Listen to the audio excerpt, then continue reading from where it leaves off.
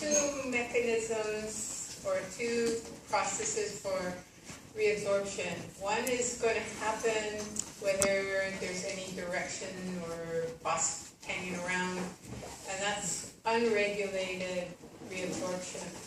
So by unregulated, it means that no hormone has to be present in order for this reabsorption to occur. So proximal convoluted tubule, descending thin loop of Henle, thick ascending loop of Henle.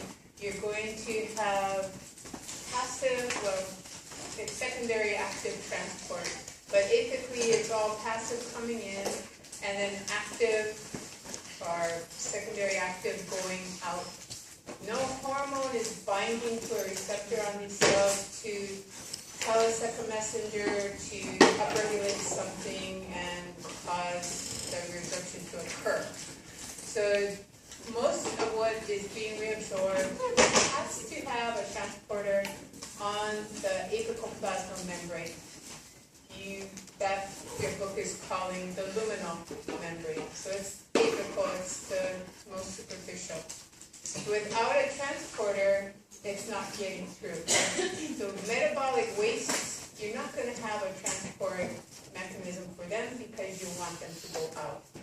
But other things that are filtered, like sodium and glucose and small amino acids, small peptides, you want to get those things back. You want to reabsorb as much as you can, one way or another, before it becomes part of the urine. So in the proximal convoluted tubule, about 65 to 70% of what is filtered is going to be reabsorbed right in that part of the nephron. A little bit more can be reabsorbed water passively in the thin descending limb.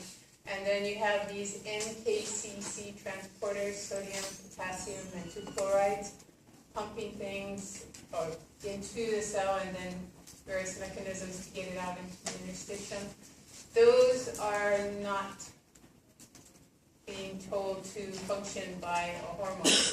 So all of those reabsorptive mechanisms are referred to as unregulated. So the majority of the solute is reabsorbed via these unregulated pathways. If you need to get something more reabsorbed, like water and sodium, then you've got aldosterone to handle sodium reabsorption, and you've got ADH to handle water reabsorption. Those will be regulated by the hormones.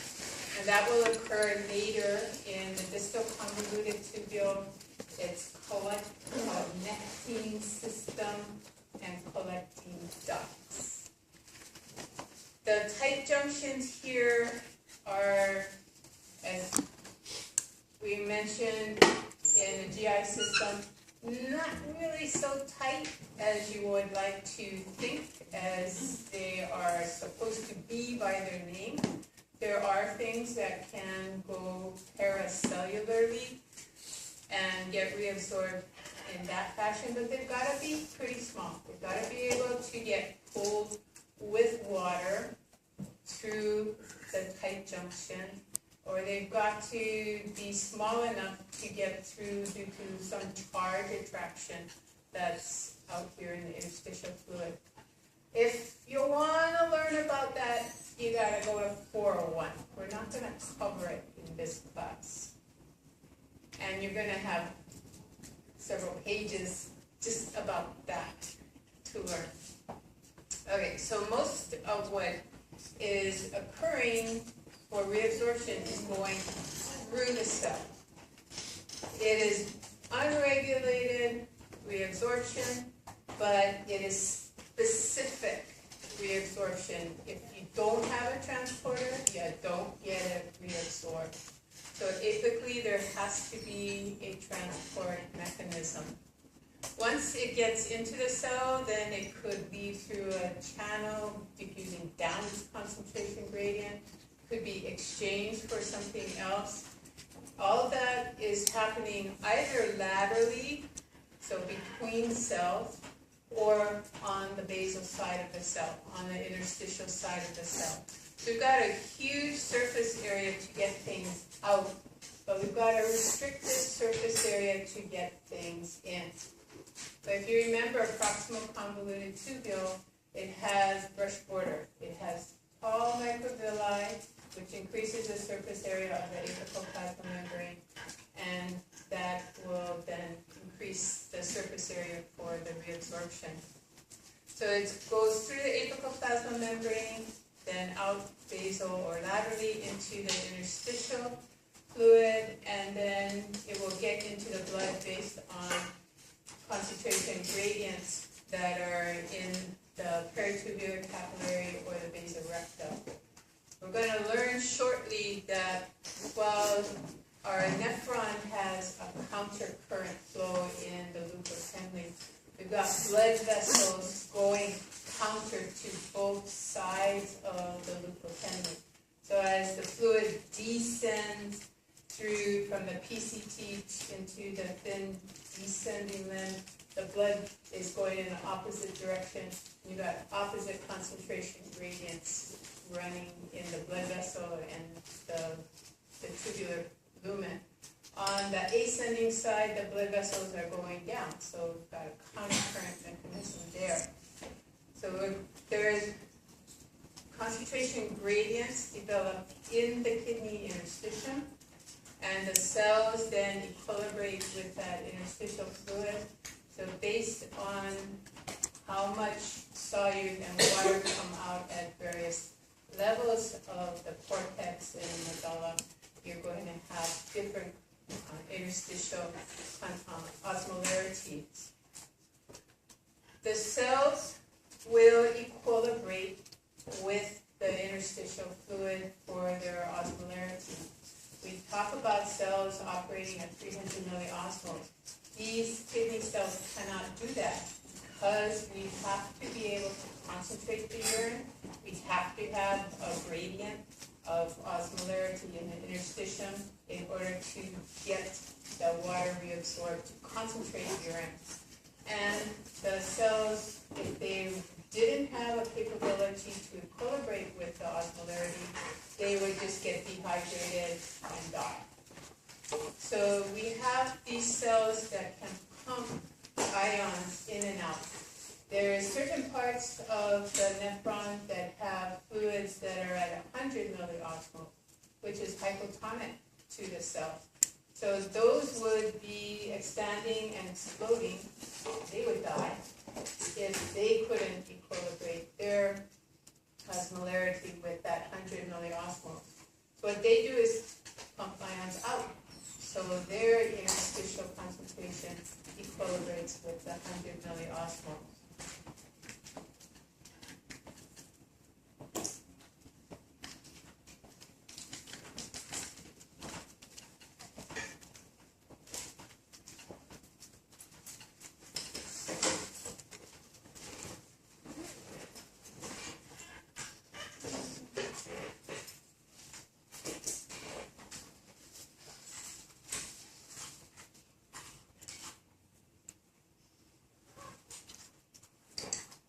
Tubular reabsorption occurs in the proximal tubule. Ions and water are small enough to move into the nephron. However, these substances are required by the body and are therefore removed. Sodium pumps lie at the outer surface of cells of the kidney tubule, the surface that faces the interstitial fluid. Sodium ions move from the filtrate into the tubule cells. The sodium pumps actively transport the ions into the interstitial fluid. As a result of this pumping action, the interstitial fluid has a higher sodium ion concentration than the peritubular capillaries. Sodium moves passively into the capillaries. Negatively charged ions, such as chloride and bicarbonate, follow sodium into the interstitial fluid and back into the blood. Water follows passively down the osmotic gradient that the ion movements have produced. The amounts of sodium and water reabsorbed are under hormonal control and can be adjusted to maintain the solute concentrations of the extracellular fluid. The book has an illustration that's better than this. This illustration here is implying that sodium is going through a channel to the extracellular fluid. It actually is being pumped out, up its concentration gradient. The sodium, in order to get into the blood, it has to be in high concentration in the blood. The sodium that's the concentration in the blood is equilibrated with the filtered sodium. The sodium coming into the cell, it can't get out of the cell up its concentration gradient without ATP helping it. So it's actually an ATPase. If you look at your textbook, it has a little yellow and red ball, and its sodium is moving up through the ATPase, and that's in exchange for potassium that's coming in.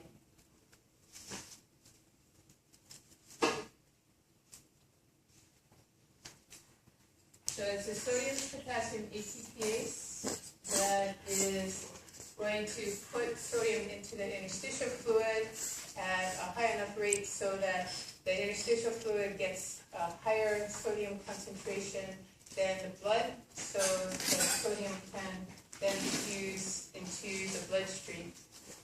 The majority of the sodium reabsorbed in the proximal convoluted tubule and the thick ascending limb with the NKCC transporter. If you need to get more sodium back because you're deficient in the sodium in your extracellular fluid, and therefore water is deficient there and your blood pressure is dropping, then you're going to have a hormonal network stimulated, and you're going to then have aldosterone come and tell the distal convoluted tubule to reabsorb additional sodium. Most of the time we have our blood pressure fine, we have enough water, we probably have excess sodium in our diet, so we're actually wanting to get rid of the extra sodium and not conserve it. But if you go on a low sodium diet, then part of your body's reaction to that is reabsorb filtered sodium even beyond what is unregulated with the regulated reabsorption. Other electrolytes, they'll have their own carriers apically and also their own mechanisms to get out into the interstitium basolaterally. So this illustration is the correct fact that it was there. So sodium is, it has various mechanisms to get into the cell. One way is just simply diffuse through a sodium channel down its concentration gradient. So it'll be really high outside, like 150 milliequivalents per liter, and inside around 5. So it's got a huge gradient.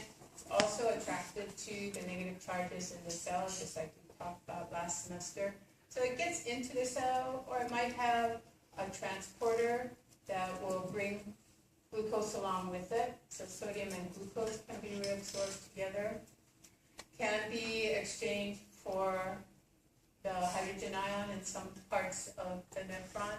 So sodium gets in, and then it's pumped out in exchange for potassium. And potassium usually is going to go right back out through channels that aren't shown here. Either right back out into the interstitium, or in certain cells it's going to go into the lumen, because you want to get rid of the potassium and have electrically neutral reabsorption of sodium. So the ATPase will be pumping sodium out, and that will be in exchange for potassium. I'm not going to test you on 3:2 ratio, just the simple exchange of sodium and potassium. So sodium comes out into the interstitial space and then will diffuse into the bloodstream. So the mechanism is called the renin-angiotensin-aldosterone system. We've talked about it already several times. I'm going to go over it again just to make sure that you got it solid. So angiotensinogen is an inactive molecule that's put into the bloodstream by the liver. it will stay in that inactive state until it comes in contact with the enzyme that will chop off the ogen part of the molecule. And then you'll have angiotensin. So the angiotensinogen becomes angiotensin. And it's going to get converted again to another hormone. So we call this one angiotensin 1.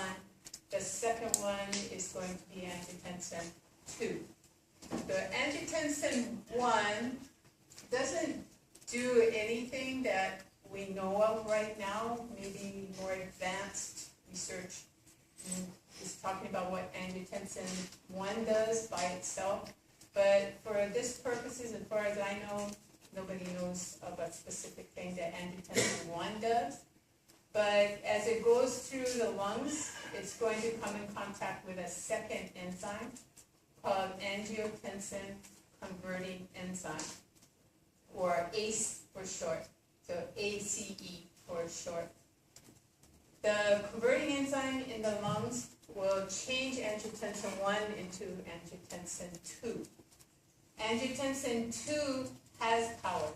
It can vasoconstrict as soon as it comes in contact with smooth muscle cells in the bloodstream. It will, that's so one function. It will go to the posterior pituitary and stimulate ADH release. And it also will go to the adrenal cortex and stimulate aldosterone release. So in the reason that renin, the first enzyme, was released was because there was low blood volume, low sodium going through the tubular system. And it was picked up, that was picked up by, if I can get back here, by the macula densa cells. So low sodium, low water, sensed by the macula densa cells. Paracrine, something like calcium, adenosine, is released from those cells and diffuses over to the granular cells in the afferent arteriole. The afferent arteriole releases those granules which contain the enzyme renin. Now renin's in contact with angiotensinogen and it converts it to angiotensin 1. So first thing that angiotensin 2 can do is cause arterial vasoconstriction. It's going to go to the posterior pituitary, release ADH, which is also called vasopressin. So ADH stands for anti-diuretic hormone. So antidiuresis means reabsorb water. Vasopressin is telling you blood vessels are going to press in, or in other words, vasoconstrict, and the blood, the vascular system will get go to a smaller volume. So vasoconstriction via angiotensin 2 itself and vasoconstriction via vasopressin will make your vascular system smaller. Blood pressure goes back up. Why did you release renin? Because blood pressure was dropping. The angiotensin 2 also goes to your hypothalamus and stimulates the seeking out of water and the drinking of water. It's not a very strong compensatory mechanism. Usually a couple sips of water and you're not thirsty anymore. So you could be pretty dehydrated, but your thirst is quenched with just a couple swallows of water. So if you know that you're dehydrated because you've been sweating profusely, you actually have to drink beyond the point where your thirst drive is turned off. You have to consciously rehydrate. The turning off of the thirst drive is actually protective in that you don't want an animal to overhydrate. That's more dangerous than to be slightly dehydrated. So with the reabsorption of water, your blood pressure starts to go back up. With the vasoconstriction, blood pressure starts to go up. Aldosterone, which is released from the adrenal cortex, will cause the kidney distal tubules now to reabsorb additional sodium beyond what was unregulated reabsorption. Now you have the hormone regulating additional sodium uptake, and that will pull water with it. Anytime you absorb a solute, water follows the solute, and that will increase your blood volume. So you've got aldosterone pulling sodium in, water following it. You've got ADH inserting aquaporins into collecting tubules and ducts. Water will now go down as concentration gradient into the interstitium. And then you've got vasopressin and the angiotensin II making your vascular system smaller. So blood pressure will go back up, and you should that should be sufficient to compensate for any blood pressure drop. So summarizing here, water is conserved, sodium is reclaimed.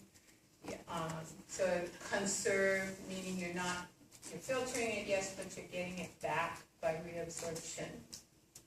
So it's being that sodium and chloride are the main extracellular osmomes, then water is staying in the extracellular space, and blood pressure is maintained or returned to normal range.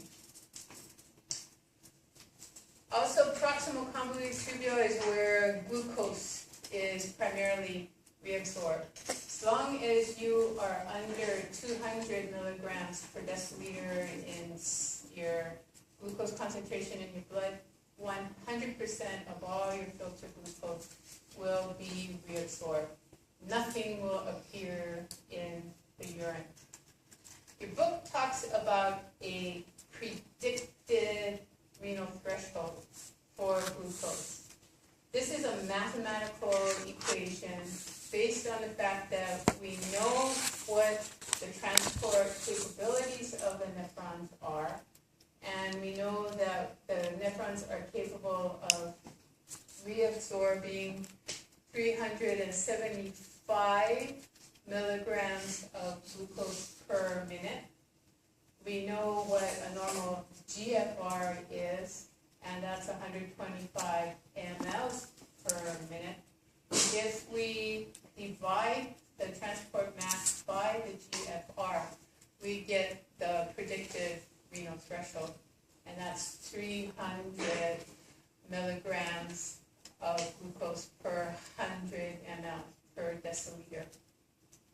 But when you collect urine from a person whose blood glucose is going up, or an animal, you're infusing glucose into the animal and raising their blood glucose concentrations, you find that glucose appears in the urine before you get to this predicted 300 milligrams per deciliter threshold. So the reason for that, because not all nephrons are made alike. Some of them have the maximum capability of reabsorbing 375 milligrams of glucose per minute. But some of them don't have that number of transporters. So they miss some of the glucose. So being that you've got this 80% of cortical nephrons, not all of them are going to have the identical same number of sodium glucose transporters in the apical membrane. So some will miss some of the glucose. It will appear in the urine. So they did this experiment where they infused, I don't know what animal it was, but they had a cannula in their venous circulation, and they slowly increased the concentration of glucose from the normal range, which is 100 milligrams per deciliter. They just started slowly increasing it and catch the urine, analyze the urine for glucose. And they found out that glucose starts to appear in the urine, albeit really small amounts, but glucose is there. Therefore, some tubules must be missing that glucose. And that is what they described as the actual renal threshold, which was at 200 milligrams per deciliter. At that point, when you start to increase it, you'll start to have the glucose appear in the urine little by little, then more and more and more. And then once you reach the transport maximum, which is 375, where every single glucose transporter is saturated with glucose and sodium, then beyond that point, everything is going out into the urine, and the urine becomes very sweet. So you have diabetes mellitus, which is translating to sweet blood, sweet urine. You have a problem, your glucose is too high in your bloodstream, it's exceeding the ability of your proximal convoluted tubule to reabsorb it, and so it's appearing in the urine. It's a good thing it's appearing in the urine, because if your kidneys reabsorb all of that, you have even greater problems with diabetes mellitus. But you're losing the glucose, therefore you're going to have to eat more. Your insulin receptors aren't there, so glucose isn't going into your cells, so those cells tell your brain, go eat more. So people with diabetes mellitus type 1, where the insulin receptors are not functioning at all, or not present at all because they've been damaged, they're eating constantly, and with this high amount of glucose going out in the urine, pulling water with it, they eat, run to the bathroom, eat, run to the bathroom, drink, eat, run to the bathroom, and this is their lifestyle until they get their diabetes under control. They have to eat because the brain is telling them eat, but the glucose can't go into the cells because there's no insulin or the receptors are damaged.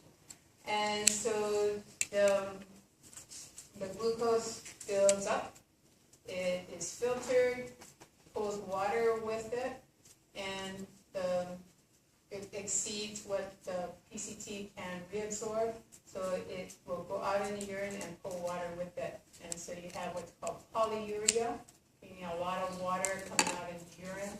You have polyphagia, meaning you're eating a lot, and polydyspnea, which means you're drinking a lot.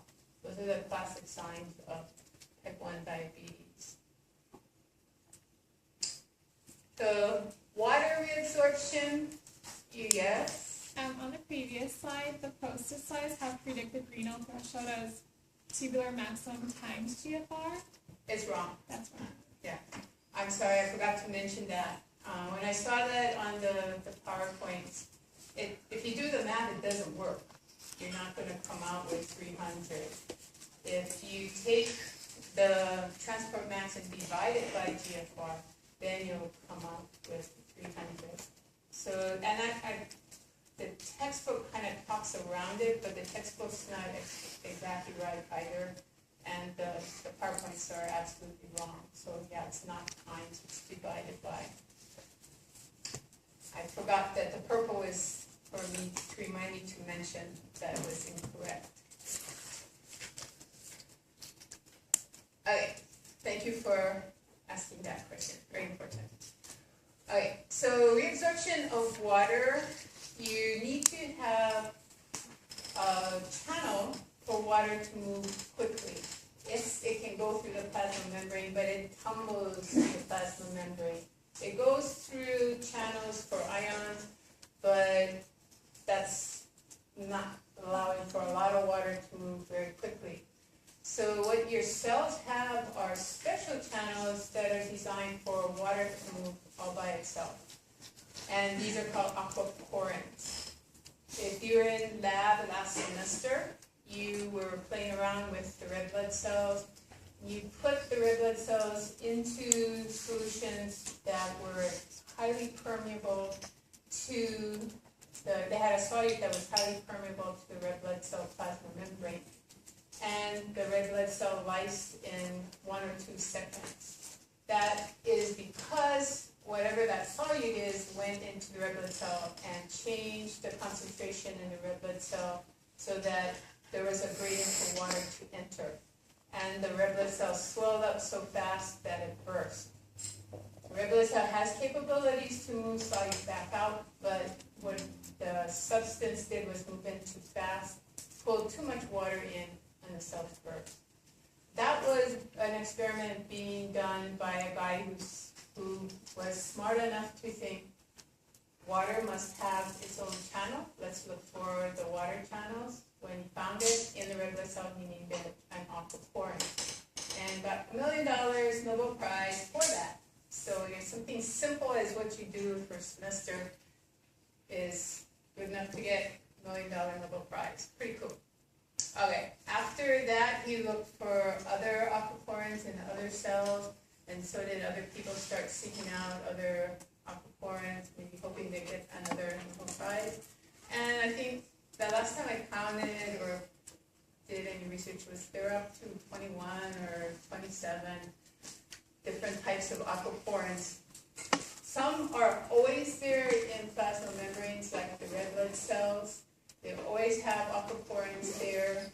In the kidney, some parts of the kidney always have aquaporins, so they're passively letting water move across the membrane. And others are having to be inserted into the plasma membrane based on the hormones telling them to insert the aquaporin into the plasma membrane. If you're reabsorbing sodium, then water is just going to follow the ion, the solute, through its water channel, through its aquaporin. That's aquaporin 1, same kind that's in the red blood cell. There are also aquaporins in the lateral and the basal plasma membranes. So in some parts of the nephron, it's aquaporin 1, apically and basolaterally. In other areas, they're different aquaporins. So aquaporin 1 will always be in the plasma membrane. Proximal convoluted tubule, which is reabsorbing solute, water follows that solute passively. So sodium comes in, either transported in via facilitated transporter or diffusing through a channel, and then has to be pumped out via the ATPase, because it's going up its concentration gradient now. The ATPase is never just transporting sodium, either exchanging it for potassium or some other positively charged molecule. So in some parts of the nephron, you'll exchange it with potassium, and then the potassium can leak back out or be secreted into the lumen. Might be exchanged for hydrogen that you want to get rid of and put into the tubular lumen. So sodium and water, 65% is a PCT, unregulated reabsorption. We've got thin descending limb, leukopenline, also containing these aquaporins. Another 15% of water is reabsorbed in that mechanism. No solute is reabsorbed there. It's only permeable to water. And then when you get to the collecting tubules and the collecting duct, you have regulated water reabsorption, and that's via ADH/vasopressin.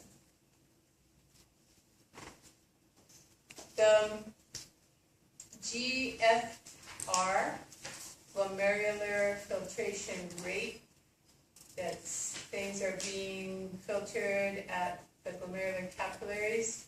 The normal GFR, not corrected for body surface area, is 125 milliliters per minute. Whatever is small enough to go with the water through through the filtration barrier will also get into the glomerular capsule. So in the case of sodium and water are both freely filtered. You get to the proximal convoluted tubule, 65% of the sodium and water will be reabsorbed there. And it goes into the interstitium. There will be a gradient, higher gradient than in the blood, so it will diffuse into the plasma. You go down a little further, and you'll have the leukopenylene becoming impermeable to solute, but permeable to water only. And then water will go down its concentration gradient into the interstitium. Go a little further to the ascending side, and you've got transporters for solute that will pump, so it will move sodium across, and water will move sodium, potassium, and chloride across. So four solute molecules go, so 4 waters also have to follow. And then when you get all of that completed, you're going from 125 mLs that went into the glomerular capsule per minute. You're down to only 44 mLs that are still in the tubule and could go out as urine. You still can alter the solute concentration further with reabsorption. You still can alter the water concentration with hormonal control. The other solute that your book talks about as having a passive movement or passive diffusion is, yes, it's passive down the concentration gradient for urea, but you actually have urea transporters in the tubular cells. So only where the urea transporters are you going to get movement of urea across the tubular lumen. These happen to be very highly concentrated in the collecting duct just before you get to the region called the papillary duct, where that's the point where you can't alter the urine anymore, or the filtrate anymore, and it becomes urine. That is highly permeable to urine, and it's going to be extremely important for setting up the really high concentration gradient in that lower or inner medulla. So inner medulla will have a concentration in the extracellular fluid out here of about 120 milliosmoles. And your cells that are moving sodium and chloride and potassium are located above that. So that even with passive diffusion and what they're pumping out up above, you're not getting to the 1200 milliosmoles. So you're relying on urea for that extra concentration in the inner medulla. If you don't have the nephron reaching that point, then you can't concentrate the urine to 1200 milliosmoles. And so you'll be releasing more water than you would if you had a long nephron. Most of the time we're well hydrated. We want to get rid of the water, so the blood will go to the cortical nephrons. Only when you're dehydrated will the majority of the blood go to those long nephrons. The tubules have the ability to reabsorb, but they also have the ability to secrete certain substances. Some substances are filtered, and then additional is secreted. Some things you can't filter them because they're too big to get through the filtration barrier, but you have transport mechanisms that can secrete them. So some things like your inorganic compounds, they will not be filtered, but they will be secreted into the tubular lumen and there's no mechanism to reabsorb them, so they'll totally go out in the filtrate into the urine. Things like potassium, you have potassium being reabsorbed based on the amount of potassium that is being filtered, and you also then later on can reabsorb potassium or you can secrete potassium. Most of the time you're eating enough bananas and other things that have potassium in them that your extracellular concentration of potassium is higher than is healthy for your central nervous system's functioning.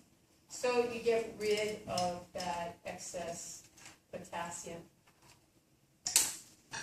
And you do that in the distal convoluted tubule, and then this segment that connects the distal to the collecting duct, that in your book they're calling that the collecting tubule.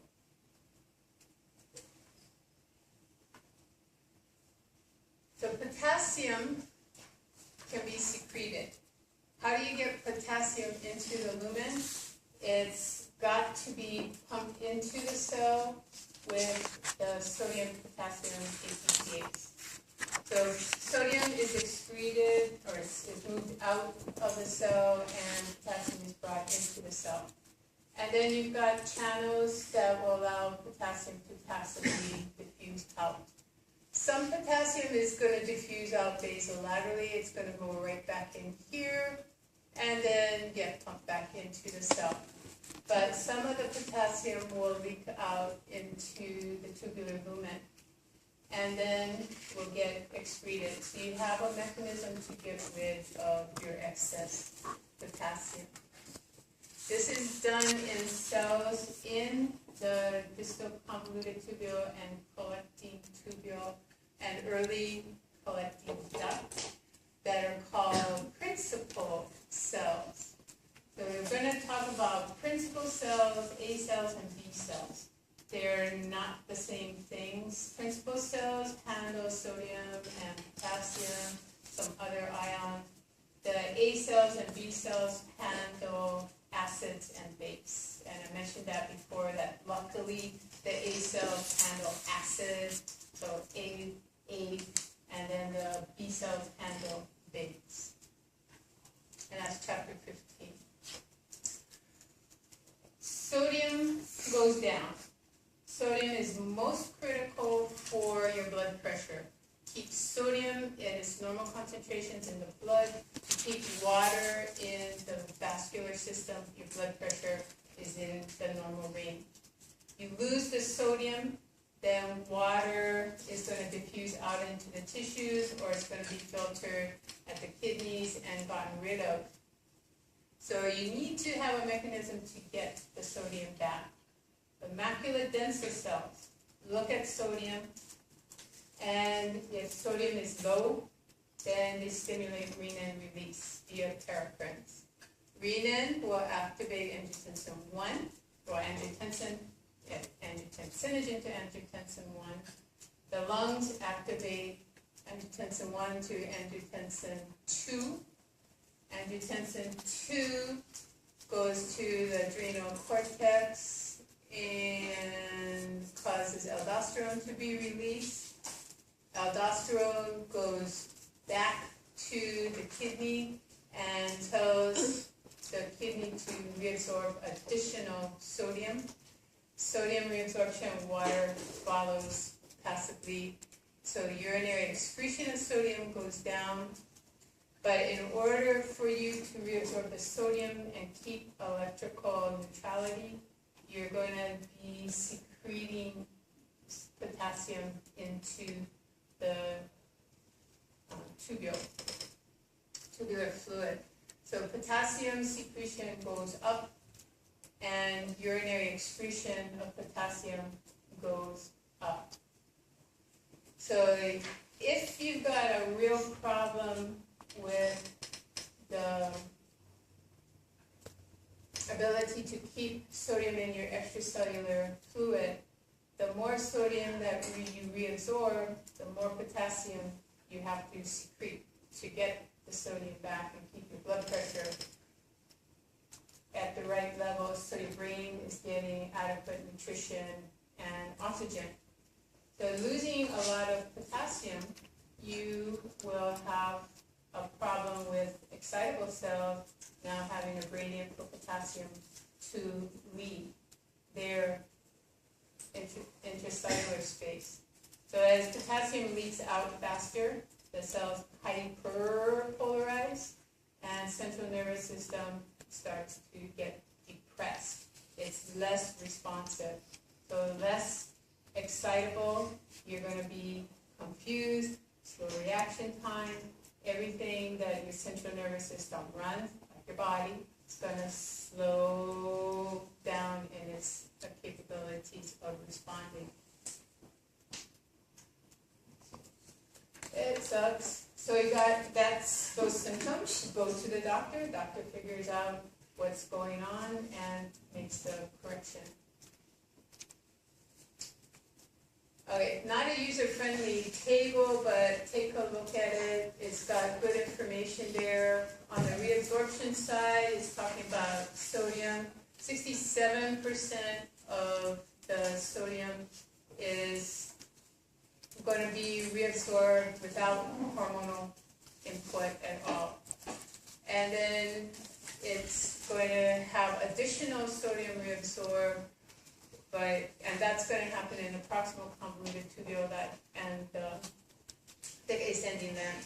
And then when you get past the macula densa, you will have regulated reabsorption of sodium, and that's down here.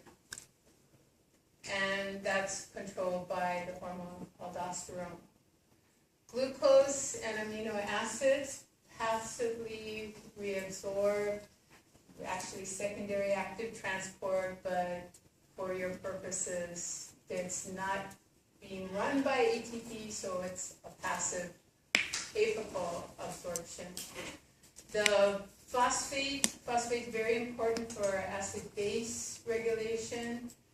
For most times, you don't have acid-base problems, so excess phosphate is going out in the urine and not doing anything except you're getting rid of that phosphate because you don't need it in your bloodstream. Some people, I don't know what they're eating or if they're taking over-the-counter supplements, but they put out urine and it's all foamy, orange color. It's a sign of high potassium secretion. Look like healthy people, but I think they're probably megadosing themselves with some kind of supplement that's causing that, because people who don't do that have nice clear urine, no foamy, orangey, particulate appearance to it. Phosphate. Yeah, so I'm looking at the P and thinking potassium. No, phosphate. So PO4. Water is following the sodium and other solutes. So 65% of that is reabsorbed at the PCT. Urea, 50% is reabsorbed there. And also the remaining urea that is going through down to the inner medulla and the collecting duct, 50% of that is going to come back, and then it's going to recycle on the ascending limb through the collecting duct and keep that inner medulla highly concentrated for water reabsorption should you need it. Potassium, all that is close to all that is filtered is reabsorbed. You don't really have a lot of potassium in the extracellular fluid. It's down at millimolar concentration of about 5, I think. So, no, 15. So it's pretty low. So whatever is filtered, you usually want to get that back, unless you, again, are ODing on bananas for some reason, or some other substance that has a lot of potassium in it. Secretion will be, you can secrete into the proximal convoluted tubule. Most of that is occurring when you have acid-base imbalances. So hydrogen ion secretion to get rid of excess hydrogen, which lowers your CO2 concentration. So it's a mechanism when your lungs haven't been able to correct your pH imbalance, then kidneys get involved. They're also the distal tubular and collecting duct when you have acid problem that the lungs can't handle, then you'll have hydrogen ion secretion there as well. Organic ion secretion, you have the ability to secrete and then no ability to reabsorb, so it's a way to get rid of the organic ions that you don't need and that may be toxic to your body. Potassium secretion is also controlled by aldosterone, but not by the renin-angiotensin aldosterone system. So potassium, if potassium levels go up in your bloodstream, potassium can tell aldosterone to be released, tell the adrenal cortex to release aldosterone. So aldosterone arrives without increasing blood pressure, vasoconstricting, or releasing antidiuretic hormone, but aldosterone arrives and you get sodium reabsorbed and potassium secreted. So when potassium is high, it controls its own secretory rate. Problem with that is you're getting rid of excess potassium, you're reabsorbing excess sodium. The good news is that unless you're eating a heck of a lot of bananas, you just alter the potassium concentration a little and you're back into the normal range. And since the sodium concentration or sodium osmolar or milliequivalence is 150, and maybe you're altering the potassium secretion by 1 or 2 milliequivalents to get back into the normal range. When you put 2 milliequivalents or 3 times 2 back into, or 2/3 times 2 back into the 3 halves times 2. It's 3 to 2, right? So for every 2 potassiums that go out, you reabsorb 3 sodium. You get rid of 2 potassiums, you've got 3 extra sodiums. It's not changing sodium concentration too much. So you're not all of a sudden becoming hypertensive with the secretion of potassium. Okay. So GFR equation, gotta memorize this. It's a very useful equation to have in your arsenal because you can calculate the clearance of any solute in the body using this equation. So we talk about measuring GFR by looking at the filtration of a substance called inulin, which doesn't exist in your body. It's a carbohydrate that they can infuse into your body. It's freely filtered, not reabsorbed, not secreted. So you can determine based on the concentration of the plasma inulin and the urine inulin and the time you spent collecting urine volume, you can determine glomerular filtration rate. So X is your solute. So X could be inulin, X could be sodium, X could be potassium, X could be any other solute in your body that's filterable. The urinary X, you determine that by collecting the urine and assaying for that substance. Your V is the volume of urine, and there's also a time that you are collecting that urine. So it should have a little dot over the V to tell you that it's a rate. And then the P is plasma concentration of whatever this X is. So for determining, I put G or F, but it's GFR. So I just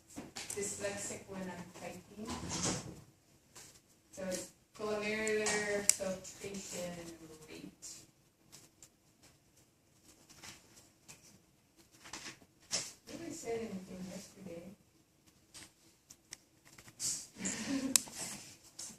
So I better correct them, they'll all be going, GRF. No. Okay, GFR, glomerular filtration rate. You can do it for inulin, which is your carbohydrate that you infuse into the blood, but then you have to know how to do phlebotomy. You have to know how to put a needle in the vein and not rupture the vein and not introduce bacteria and all this stuff. And you infuse the inulin and then you wait till it's diffused throughout the bloodstream, and then you sample the blood for concentration of the inulin and you put that as PX.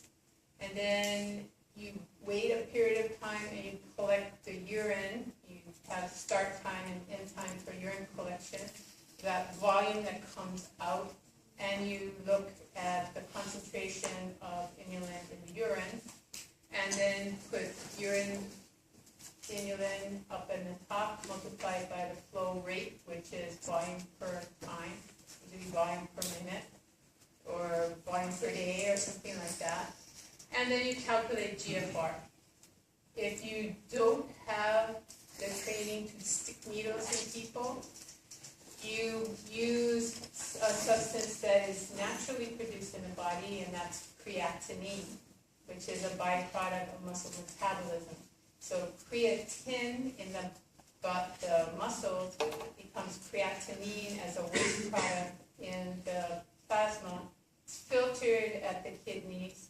The problem is a minor one, that an additional 10% of creatinine is also secreted into the tubule. So as long as you remember that the GFR measurement that you get is an overestimation of the GFR by 10%, then you're okay. So if you get something that looks, instead of 125, you get something like 140 or 137, and you say, oh, that's more than 125, but you're using creatinine as the measure of your GFR, then it's in the normal range. You take the 10% away, it's back to 125. If you get a GFR of 300, that's not due to 10% extra creatinine that's being secreted. That's due to something else that is going on there. So clearance of any substance, you put that as the X. You get the urinary concentration, the plasma concentration, and the volume of urine in the right place, and calculate GFR. On the test, if I ask you for a non-invasive GFR, you look for creatinine concentrations in the plasma and the urine. But I'm talking about the best way to analyze GFR, that's using the inulin concentration, because then it's the exact GFR, no 10% over measurement. So here we've got glomerulus, and we're filtering something, some particles, and we know that it was filtered because we sampled with our micropipettes from the glomerular capsule, and the substance was there. And we can measure its concentration in the glomerular capsule. We look at the urine and it's not there, none of it's there, then it was 100% reabsorbed somewhere in the nephron. You want to find out where the reabsorption occurred, sample the fluid along the nephron, and find out where it disappears, where it no longer is in the filtrate. So if it's not appearing in the urine, then it must have been 100% reabsorbed. If what is filtered is in the urine at 100% of its filtered concentration, then it was not reabsorbed and nothing was secreted. And the only thing that fits that bill in your body is really inulin.